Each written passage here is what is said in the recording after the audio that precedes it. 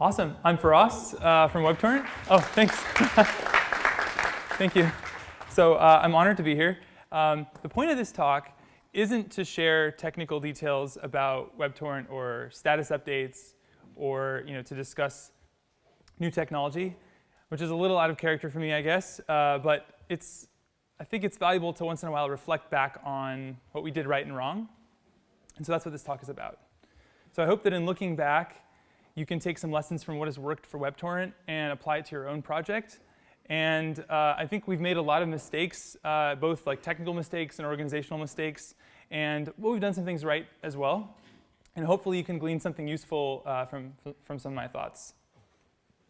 So first, some background so we're all on the same page. I started WebTorrent in 2013. I first shared the idea on stage at RealTimeConf in Portland. It was one of the, actually it's not really Portland, but yeah, one of the first conferences that I ever spoke at. And I was talking about WebRTC. I was really excited about WebRTC and how we used it at my startup, PureCDN. So I mentioned the idea for WebTorrent as an afterthought. I basically threw in a slide at the very end, and I was like, here's an idea. So PureCDN was trying to be this content delivery network, the world's largest content delivery network without running any servers. It served a website's static resources using WebRTC, so things like images and videos. And if we were starting it today, we'd probably call it the Uber for CDNs or something like that. Yeah, so my co-founder and I, we hacked on PureCDN for about 8 months. We never took any VC or anything like that, and we didn't really know how to run a business. And all I knew really was that using WebRTC in this way was exciting, and I wanted to work on it because I thought few others were thinking about it, like this. So like I said, I mentioned the idea for WebTorrent as an afterthought with one slide. This was the slide. I typed it up in a few minutes before going on stage. It's actually funny because I still prepare my talks that way. But anyway, this is the slide, and the core pitch is basically the same. So it's BitTorrent in your browser, no plugins, and streaming playback, and that really hasn't changed very much. We never were really able to get the DHT over WebRTC to work, and it's kind of unfortunate because that means that WebTorrent never really became fully serverless or trackerless. But there's a lot of difficulties in getting DHTs to work over WebRTC, which is a whole other talk. But anyway, so like I said, when I mentioned this, I was very clear this was just a crazy idea that I just thought of, and that I basically was very clear about this. It did not exist yet, and I wanted to build it, and I wanted interested folks to come up to me and talk to me about it. But some people didn't get that message. And so this was actually the first tweet announcing WebTorrent. And so this guy, R.L. Balkin, who's a tech privacy advocate and designer, basically tweeted it out to his pretty considerable Twitter following, who were pretty super excited to hear about it. The only problem was this is what the repo looked like. And I didn't cut anything out of this screenshot. That's actually it. That's the entire thing. I'll zoom into the code part for you so you can see. So a few hours later, he messaged me in surprise. He was like, oh, this is all you have? It's a README? Like, I tweeted this out to everybody. I thought you had code. And I was like, it is right there. You could look at it before you tweeted it. So I felt a bit bad, but so I quickly added a little note to the README saying, like, this project does not exist yet. But in the end, I think I would say I'm pretty grateful that he shared it, because even before it was ready, the positive encouragement from people who thought the idea was cool and who wanted to find out how they could help, or what the plan was for it, encouraged me to actually build it. And I actually think I likely wouldn't have built it or persisted through it if I didn't get that initial bump. So the lesson from that, I think, is to share your work early and often. And so I think basically momentum, right? Momentum is this incredibly valuable resource that people underestimate. And having people expecting you to release something, or looking forward to what you're going to do next, is a really great motivator for getting things off the ground. So yeah, I mean, and once you get a project going as well, this is also true, because you want regular wins to celebrate on a regular basis, and that's key to keeping contributors coming back, and even including me, keeping me engaged. So yeah, I think celebrating these milestones are good. Yeah, so I don't know why this slide is black. Oh, right. Yeah, okay. So this is a little timeline of just sort of the order that things happened in. So WebTorrent was announced in late 2013 by our all. The company I was working on was acquired shortly thereafter, and then I took this job at Yahoo. And so basically, the story is Yahoo offered to buy this company, and they wanted us to add peer-to-peer video to their website, to the video player. And it's one of the biggest sites in the world, so it seemed pretty exciting. We were like, hell yeah, let's do it. Turned out in the end, they had a lot of problems being Yahoo, and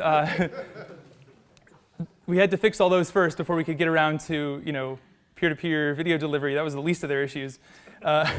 So anyway, while I was there, I released a BitTorrent CLI, which is sort of like the MVP of what WebTorrent was going to do in the end. And finally, at the end of 2014, there was actually something that worked in the browser end-to-end. Actually, this is a funny story. The night that this was actually finished was a night that I was in New Zealand, and I was in this really nasty hostel. It was probably $12 a night or something, and it actually had bed bugs. And so I left the room and refused to go to sleep there, and just sat out in the lobby, and I just worked all night. And that was actually what caused this to actually get finished. So I was actually grateful in the end, but anyway, yeah. It was a bad hostel. Anyway, and so then I quit my job at the end of the year. And one of the things that's interesting here is I was working on WebTorrent throughout. So I think that's pretty cool. And then finally, I would say in the middle of 2015, it was actually pretty stable and useful. So the lesson from this for me was basically find a job that allows you to work on side projects, or at least find one that is sufficiently steeped in chaos that they don't know that you're working on an open source side project. Yeah. So then to continue the timeline, in 2016, we released a desktop app, which I'll talk a little bit more about later. Brave ended up adding WebTorrent to their browser. 2017. The end of 2017, I got a little bit burned out, which I'll talk about more in a bit. And in the beginning of last year, WebTorrent Desktop hit 1 million downloads, which is a pretty cool milestone. Yeah. So so basically, because of the whole little burnout thing, at the end of 2018, basically, I decided to take a little bit of rest and go back to university and get my master's degree. So I'm currently studying computer security, networks, and cryptography, which is pretty cool. It's the most fun I've actually had in a really long time. I'm learning how to formally prove that crypto systems are secure, what it actually means for a crypto system to be secure, how to define security. And I'm actually struggling quite a bit with some stuff, which is cool because it means I'm actually learning. So yeah, anyway, I'm getting a chance to learn about a lot of concepts that I've always wanted to understand, like homomorphic encryption and private information retrieval and stuff like that. Elliptic curves, lattices, all this kind of crazy stuff that I basically had no understanding of before. So I'll just say, if you ever get the chance to go and continue a formal education after you've been in the real world, it's actually really great. I highly recommend it. And so for this reason, I've actually been working on WebTorrent a lot less, and it's given me a chance to reflect. So hopefully we can learn some things. So quick obligatory stats page. The numbers, the latest numbers on WebTorrent. Probably the most interesting thing is that the JS library is included on websites, and it gets loaded 5 million times per month, which is pretty crazy. But yeah, the point of this talk isn't to share status updates. It's just I'm trying to make the point that WebTorrent has a meaningful number of users, so hopefully some of the learnings can be applicable. OK, so with the backstory out of the way, I want to discuss this paper, which I think is great. It's called The Rise of Worse is Better. I don't know if you call it a paper. It's more like an article, I guess. It's pretty short. Written by Richard P. Gabriel. He's one of the designers of Common Lisp. And he wrote this in 1989. And it was an extremely influential piece of writing for me. So I'll try to summarize it. Basically, the idea is he says that there's these two competing design philosophies in software. So the one is what he calls the MIT Stanford philosophy, which is basically this idea that, well, there's 4 things, right? So we'll just go through them. So simplicity, the design must be simple, both in implementation and interface. And the key idea is it's more important to have a really simple interface than it is to have a simple implementation. So it's sort of like take on the burden of making this simple for your users, even if the implementation is complicated. And then correctness, so the design must be correct. Incorrectness is not allowed. Consistency, the design must not be inconsistent. If you have to make the design less simple or less complete, you do that because you really don't want to have inconsistency. And then finally, completeness. The design has to cover as much as possible. All reasonably expected cases must be covered. So yeah, basically the idea is do the right thing. That's another way of summarizing it. Just do the right thing, make it good. This is the other philosophy, worse is better. He also calls it the New Jersey style, which is pretty funny. Yeah, so I'll highlight the parts that are different because a lot of it is actually repeated. So the key differences are the implementation has to be simple instead of the interface. So simplicity is the most important consideration in a design. So how do we implement this as easily as we can, as simply as we can? And then if you have to make trade-offs, basically you sacrifice everything else in order to make the implementation simple. That's kind of the key idea. It has some information about what you should trade off first, like slightly better to be simple than it is to be correct, and so on. But the key idea is simple implementation. So here's an example to make it concrete. So this is some C code that opens a file and writes to it. But it has a bug. Can anybody see the bug? Yeah, what is it? Wait, what? What did I do? Wait, what's this? Oh, OK. No, there's another bug. I don't check it. Yeah, I mean, so OK, ignore error checking for a minute. Yeah, that's it. There's another issue. What is it? Oh, I forgot to change the number. Yeah, OK. All right, ignore it. I had a different string in there before. OK. OK, what's the other issue? Are you trying to do a logical OR there? No, it's supposed to be a bitwise OR. Yeah. OK, I'll just say it since it doesn't seem like many people here write C. No. I think that's fine, right? OK. Anyway, the issue is that one of the issues, the point I was trying to make was that write might not succeed. Write might not fully write this string out to the file descriptor. So this is the correct code. So basically the idea is when you call write might return you a number of bytes that is less than the total number of bytes that you wanted it to write. This is because maybe the kernel got an interrupt and had to go do something else, and it didn't have time to write this all out, right? Or maybe the script you're writing to is blocked, or something like this, right?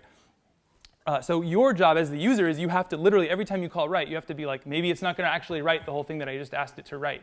And you have to check. And then you have to do this math. I guess, oh God, there's another bug. I didn't do plus bytes written. Yeah, OK, so it's error prone. You basically need to offset into the buffer based on how many bytes you wrote. So there's a lot of, anyway. The point is that this is classic worse is better design. So here we see that the simplicity of the implementation was favored over the simplicity of the interface. And now basically every programmer that comes along from now until we're not writing C anymore has to deal with this, right? But this is a type of pragmatism, and you can find this all over Unix and in C and in the design of the web. And this is, this works. So Gabriel basically he says that basically the Unix solution was right because the design philosophy of Unix was simplicity, and that the right thing was too complex. Besides, programmers could easily insert this extra test and loop. And so then the MIT guy says, he points out that this implementation was simple, but the interface and the functionality was complex, and that the right trade-off was selected in Unix. Namely, implementation simplicity was more important than interface simplicity. So this worse approach actually helped C gain adoption because it was easy to implement. It was easy to write a decent compiler for it. It would require the programmer to write text that was easy for the computer to interpret, for the compiler to interpret. So both early Unix and C compilers had simple structures. They were easy to port, and they required few machine resources to run, and it provided about 50 to 80% of what you wanted from an operating system and a programming language. That's the idea. What was that?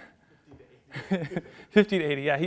He's a Lisp guy, so he's a little bitter, I think, about C. Anyway, OK, so the way this applies to WebTorrent is, if you look at WebRTC, that's classic worse is better, right? Some might even say WebRTC is worse. But basically, it has performance issues, has a terrible API, yet it enabled peer-to-peer on today's web. And it proved that the DWEB is a valid web use case that web spec people should think about. And it makes it easier to argue for better peer-to-peer web APIs. So it's better that this was released with a bad interface than not at all, at least in my opinion. We have lots of real-world learnings now that we can use to shape what comes next to be better. And because WebTorrent is one of the users of this, we can actually have a seat at the table in helping the next generation that comes after WebRTC to shape the way it's developed. So yeah, lesson 3, worse is better. And then this is one more time restating it, I guess. The lesson to be learned from this is that it is often undesirable to go for the right thing first. It is better to get half of the right thing available so that it spreads like a virus. Once people are hooked on it, take the time to improve it to be 90% of the right thing. Yeah, that's the idea. So one of the ways that WebTorrent embodied this worse is better philosophy is the way that we implemented the most minimally useful thing that we could think of, which was a BitTorrent app that worked on the CLI. So the idea was, eventually this is going to run on the web, but first we have to implement a BitTorrent client, and then we can add the web stuff. So we designed it from the start with a plan to eventually make it work on the web, but we didn't worry about getting all the technical decisions exactly right beforehand. The goal was to get something working reasonably quickly without an insurmountable amount of tech debt, and with a willingness to tolerate some grossness in the implementation, but the goal was to ship something useful to real users quickly. So to emphasize, worse is better doesn't mean that you intentionally write garbage code. It just means that you focus on providing value sooner rather than later, and you initially ship something to users that probably falls short of your full vision, and you do this intentionally, right? This is actually okay. This is the idea. So lesson 4, provide value along the way. So pictorially, this is what it looks like. You want to be the red line, not the blue line. You want to provide some modicum of useful functionality at every point in time in order to survive. So one of the ways that we provided value along the way was to focus on a single concrete use case. This is after we already had the BitTorrent CLI working. So we wanted to make some subset of our users perfectly happy. For WebTorrent, that meant focusing on the use case of displaying a torrent in a web browser. So the relentless focus on this single use case helped us develop pretty clear messaging, torrents on the web. And eventually, we redesigned our homepage to focus all around this. And you go to the page, and you can literally see it in action immediately when you land on the site. And it emphasizes that the whole point of WebTorrent is to reduce the friction of using peer-to-peer technology, to make it transparent, so you can't even tell this is peer-to-peer, except for the peer-to-peer graph next to it. But the video, we added that. You don't have to add that to your site. And it makes it possible for non-nerds to use the technology. That was the point. So I think that this messaging was effective. So anyway, one of the best things we ever did was to have a simple code example at the top of the documentation. This also added to this. It showed users that there's this magic functionality is possible, and it got them sort of itching to try it for themselves. So for this rule, I actually think that we embodied more of the MIT Stanford design philosophy. So instead of worse is better, because we actually started with this code example and said, I want to make the API work like this. This is what I want the users to be able to do to make this use case as easy as possible.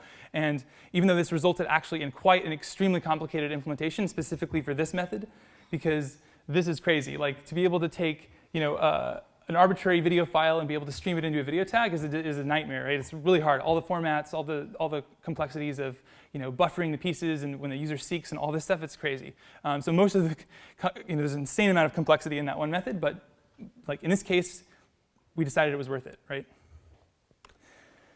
If you want this work, by the way, you can just do that and you can use it. Yeah, so lesson 5, solve one use case perfectly. So ask who's your ideal user? Can you solve their problem completely? Can you turn them into a huge fan? Can you design an API that wows them and makes them into an instant fan? if you can do this, then at least for WebTorrent, it made us, I think, a lot better off than if we tried to do like a lot of different things in a more mediocre way, at least in our experience. This leads me to this idea that technical bets are multiplicative. So WebTorrent had tech risk from a few different things. Like for example, maybe JavaScript is going to be not around in 5 years. Probably not, but maybe ES6 could have screwed everything up or something. Who knows? Then we also chose to use Electron for the desktop app. We were one of the first apps. There's some risk associated with that. And then we also made a bet on WebRTC data channels. That was probably the biggest risk. And so if you plug in real numbers for like how likely do you think it is that the bet on that technology is likely to succeed, you quickly see that WebTorrent only had a 38% chance of success. Maybe that's pretty high. Who knows? Maybe the numbers are completely wrong. But the point is that thinking in terms of technical bets in this way is useful, I think. Because if we had decided to add additional technical bets, then we would have basically had a lot less of a chance of succeeding, I think. So the flip side to this is some projects are more ambitious than WebTorrent, and they actually might require more technical bets than the ones we had to make. There's maybe no way around this. But in the case of WebTorrent, we benefited by reducing the number of bets to the absolute minimum. So for instance, like we didn't redesign the protocol. We just used BitTorrent, basically, which eliminated a whole bunch of potential problems. So technical bets are multiplicative. Be very careful about the bets that you take. So when we introduced the desktop app, which I'll talk about in a bit, we faced the problem of how to describe the desktop app in relation to the WebTorrent library in an understandable way. So why are there these two things, right? Like, which should the user use? And eventually, we just boiled down the pitch to two things: torrents on the web and torrents on the desktop. And users who wanted a standard torrent app could just show up and select the desktop app. And then more adventurous users, they could explore the library and look into that aspect of the project. So lesson 7, have a simple pitch. The pitch for why someone would want to use WebTorrent was pretty clear. And like we insisted on having a simple pitch. We tried to show rather than tell. And if a user, I'd say if a user comes to your site and they can't figure out what your project does by looking at the part of the website that shows up above the fold, the pitch may be too complicated. So on the other hand, like maybe we're a little lucky in the sense that torrents are pretty well understood technology, like relatively speaking. So they've been around for a while. So we had a little bit less explaining to do. But even so, we kept simplifying the pitch until we ended up with a pretty simple pitch, which I think is as simple as it could get. But even with our simple API, I think I would consider it if you can simplify even further. So this code snippet's actually from a project that Michael Rogers created, which was a way to basically use WebTorrent with custom elements. And it required users it didn't require users to know JavaScript. And I think it's pretty game-changing. Like we really should have integrated this into the core library, but we haven't done that. And that's really, I don't know why we haven't done it. But basically, it's a total no-brainer because you can basically eliminate the need to know JavaScript, and it helps users who aren't super comfortable with necessarily like all the complexity of setting up a build tool chain in JS land to be able to maybe someone who can just edit a website's HTML. They're a developer in another language. They can now suddenly use it. So yeah, this would have been I think really good idea to have added. I think maybe the evidence for that is like if you look at who's using WebTorrent and how they're using it, oftentimes they're not using it directly. They're not using the JS API. They're actually using some other integration or some wrapper around it. So even the simple API is still actually too hard. So this actually is why we built a desktop app, even though it's counterintuitive at first, because we wanted to offer some sort of value for users who weren't ready to adopt the full vision of WebTorrent. Users who just showed up and said, give me torrents fast. I don't care. Like, I don't care about your story. I just want torrents. And then maybe eventually they could learn about the whole vision, right? That was the idea. So lesson 8, design for the least technical users. So I think if we had done I think we did an okay job, but if we had done a better job of doing this, then we would have been forced to question like basic decisions that ended up raising the barrier to adoption, like the fact that you needed to understand JavaScript in order to use the API. Do we really need to force users to know JavaScript to use WebTorrent on their website? No. So I think part of that was our love of JavaScript and our experience with it. made us a little bit blind to that. But yeah, this advice is actually pretty hard to follow. We struggled to follow it quite a bit, I would say. I mean, part of the issue here is that GitHub issues are opened by people who have GitHub accounts. So those are not normal users. They're, unless you go out of your way to seek feedback from normal people, you're going to end up sort of over-prioritizing the concerns of people who are nerds, basically. I use the term nerd affectionately because I'm a nerd too. But yeah, so for WebTorrent, like prioritizing the nerd concerns was the default, and we had to actually try pretty hard to like not do this. The nerdiest users are going to demand a lot of attention on features that are not going to help the normal user, and those are the majority of the users, right? And also, the types of features that they often want are complex and actually can suck up all of your time, not just to implement it, but to sort of maintain it in the long term as well. So we created this GitHub issue template to sort of kindly tell them no, and we use it a lot. So the one time when we didn't do a good job of this was when we got this issue on the desktop app. Basically, in a response to the outcry of a few users, the problem was WebTorrent was setting itself as the default torrent app without like asking the user, which is not good. But hey, it was like a initial app, initial decision, like whatever. So anyway, someone made an issue saying, hey, you shouldn't do that, which is true. And they sent a PR to fix this, and there was a bit of like sort of a outcry on the comments, like you should merge this right away. So we merged it and didn't really review it that well, as well as we should have. And there was this bug where it basically stopped setting it as the default for all people, even if they didn't have any other torrent app on their computer, which led to this really bad situation where a normal user who has never torrented before downloads the app, goes and clicks on a torrent file, and then it says you don't have an app installed, that can open this, and they're like really confused, right? Because now they have to go into the preferences and say set as default. It's just bad, right? And to this day, this actually confuses new users, and I don't know. It's gotten a little better, but the issue the edge case is still there, and it's actually affected the growth of the app, which is not good. So if I could do it all over again, I would have told this person to go away, and I would not have merged this, or I would have done it in a more thorough way. So basically, I think we should have listened to the criticism, but we shouldn't have necessarily, just jumped on it, and I think things would have been fine. Okay. Another issue, so telemetry. This is a kind of a controversial one in the open source world. So telemetry means sending basic stats about an app's installation, and maybe some additional things like uncaught exceptions, and sending a little bit of info whenever the app checks for updates. And so we actually do this in the desktop app, and we visualize the info on a dashboard that looks like this, and committers have access to this. And this decision actually was great. This single decision helped us fix so many bugs in the app. I can't emphasize this enough. Basically, the core library, the core WebTorrent library, has no telemetry, right? It doesn't make sense, in my opinion, for there to be telemetry in the core library.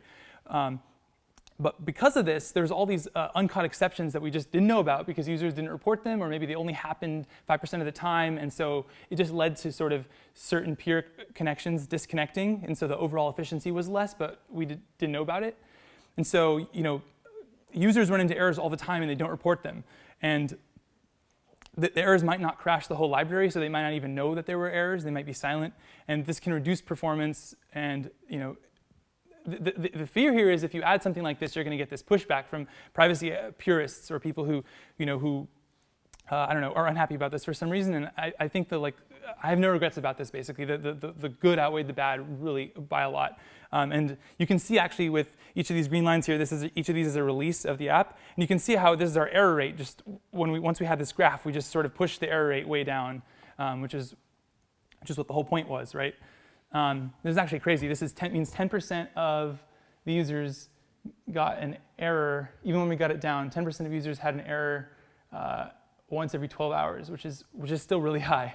Not all of them are fatal, but anyway, you can see the progress is good. We also have access to these stack traces, and we scrub the error messages using a regular expression to prevent any information about specific torrents from ending up in a stack trace. It's only failed a couple times, and then when that happened, we improved the regular expression, and now it never fails. And then the generic information that we send, like the operating system that the user's on and what version of the app they're using, is super valuable to let us know that our auto updater is working. And this is actually really cool. This is what an auto updater will do to your versions. Basically, as soon as you see a version come out, the vertical line, you get this plummeting of that version and then the rising of the next version in usage, which is exactly what you want to see. So we didn't know that it was working until we saw this. So yeah, I think basically the lesson here is ignore the nerds. Like, listening to the nerds made WebTorrent worse for non-nerd users, which are the majority. So the thing about this is, like, startups that are creating consumer apps are hyper-focused on their user numbers and on this kind of this telemetry stuff and how to get those numbers up. And in many ways, they're actually focused on this to a really unhealthy degree, leading to all kinds of dark patterns and nasty growth hacks, and that's perverse, and we don't want to do that in our apps or in any. I don't think the DWEB app in general wants to do this kind of stuff. But many of these DWEB projects make little or no effort to actually grow their user base, and then you'll see people complaining on Twitter about how everyone is using centralized corporate platforms, right? And they're complaining on Twitter. So, like, generally speaking, I think like tracking this stuff is actually really valuable, and if more users download your app, that is a good thing, and you should want that, and you should try to actually track that. It's not evil or wrong to care about that, and if you think your work helps people, then you should want to get it into the hands of more people. At least that's how we thought about it. And to us, like the first step of this was knowing how many users we actually have, and how that number is changing over time. So anyway, we took the most minimal approach as we could. Like you see here, this is basically all the info we gather. It's not very much, and this just gets sent anytime the app checks for an update. And all this stuff helped us make the app better. We only added it if it actually helped. We had to answer some question that we actually had.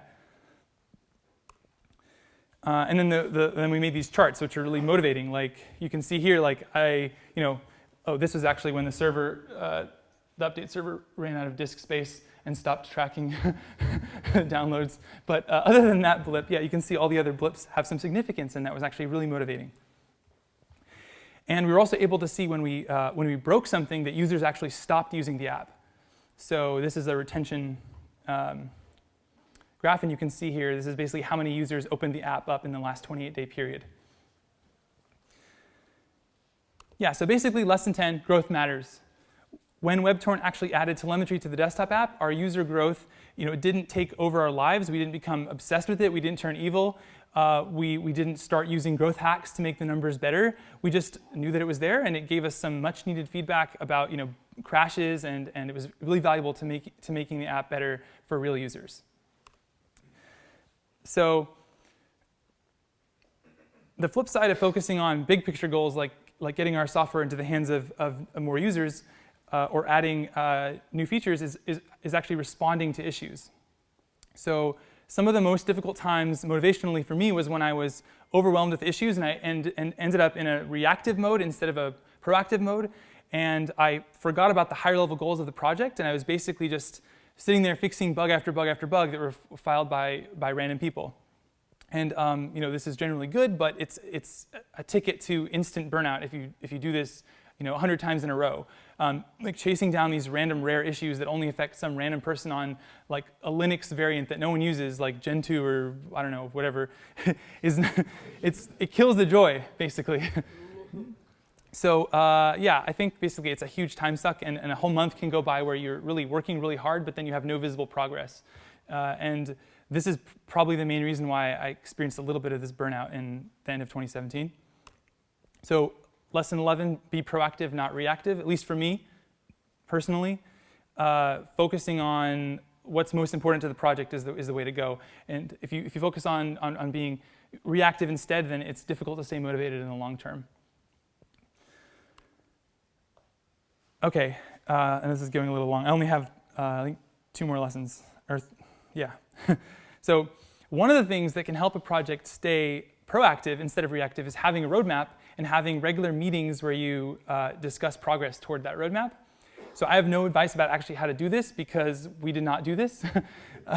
We had no regular meetings of contributors, not on IRC, not on video, not in person. Like sometimes I'd meet a contributor at a conference and we'd talk or hack for a little bit.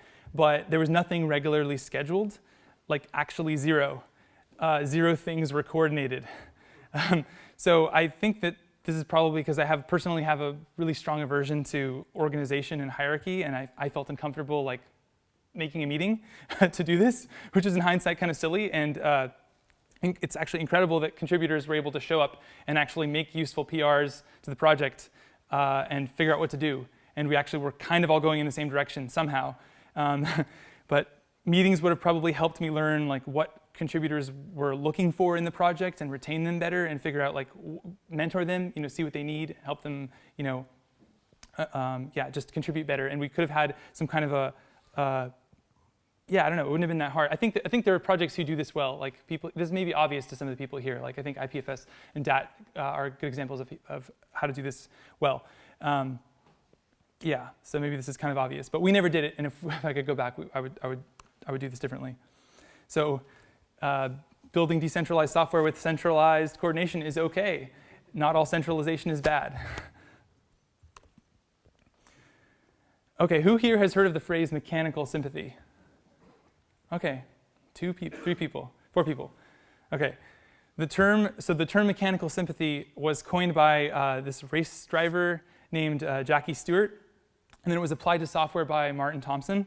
So Jackie Stewart said basically, you don't have to be an engineer to be a racing driver, but you do have to have mechanical sympathy. So basically what this means is you need to understand how the car works. Understanding how the car works makes you a better driver. You don't have to be able to build the car, but if you know how it works, you're going to be a better driver. So I think this is obviously true for writing code. If you don't have to be a chip designer, but if you know like what operations are faster than other operations, you're going to write more performant software, and you can take that into consideration while you're coding. But one thing that's kind of interesting is when developers use software, I notice that they have a lot of mechanical sympathy, like just as users of the software. Like they will avoid stressing the software in a way that is likely to break it. So like we kind of know like if I check this box and then I like go back and then I go back and I uncheck it, like probably going to be some kind of a state bug, maybe. Like the sad fact is like anything that diverges from the happy path, like the default way of going through the app, might cause issues. So you as developers will use an app and sort of avoid the little potential edge cases that will trigger a state bug. But normal users, on the other hand, they don't care. They will push all the things, right? They'll add 100 torrents to WebTorrent all at once, turn them all on, and then they'll say, "Why is my app frozen?" Right? And like I would never do that, and no other developer who works on the project would do that. Like I'll add one at a time, wait for it to download, and then I remove it because I'm bad. I don't seed. Okay, but but one at a time because I don't want to stress the software, right? But this is really bad. Like we should do a better job in the case where the user adds 100 torrents. Like this is how people actually use real software, right? This is someone's desktop. This is what people do. Basically I think that the sad truth is a lot of DWEB apps are just not fast or reliable, WebTorrent included. And this is oftentimes at a low level too. Like it's the actual protocol and its implementation are just flaky, right? And this leads to a flakiness that reverberates upward through the stack at every level. And this is like, I think it's network engineering is hard. And if you're reinventing stuff, it's going to be doubly hard, especially in a peer-to-peer model. Like it's harder to debug peer-to-peer applications than client-server applications. So for whatever the reason, like we somehow lack the tooling or the expertise or the resources to make things fast and robust. I don't know. It makes me sad. I think we can do better. We have to do better. So lesson 13, DWEB apps are not robust yet. I think this is ironic because I think they have the potential to be more robust than centralized applications because they often can support offline a lot easier, and like local caching is a lot more natural. But currently, we fall short. And I think when we finally get this right, like it's going to be so much better than centralized applications. So it's actually, this is maybe an optimistic point. Like once we get this right, it's going to be so good. But right now, most apps and protocols just still feel very alpha quality in my experience. And basic things just fail a little bit too often. Getting something working, I guess, is like the first 80% of the work, and then the next 80% of the work is to make it robust. So, anyway, on a more positive note, I just want to, I guess, conclude with saying that I think conferences like this are, I don't know, they're inspiring, and they're one of the reasons why I'm interested in peer-to-peer still after all this time, and I feel really grateful to be part of the community here and to have, to talk to all the different individuals here about stuff, and the fact that we've collaborated on different things over the years is really, really cool. So yeah, the opportunity we have with this DWEB stuff is huge, and it feels like many of our efforts are like right there on the cusp of being like realized, but we just have to do that last push over the edge and make things like really robust and really good. So I can't wait to hear the rest, hear more from the rest of the talks today and tomorrow, and looking forward to chatting with you all. So the opportunity is huge. Happy hacking.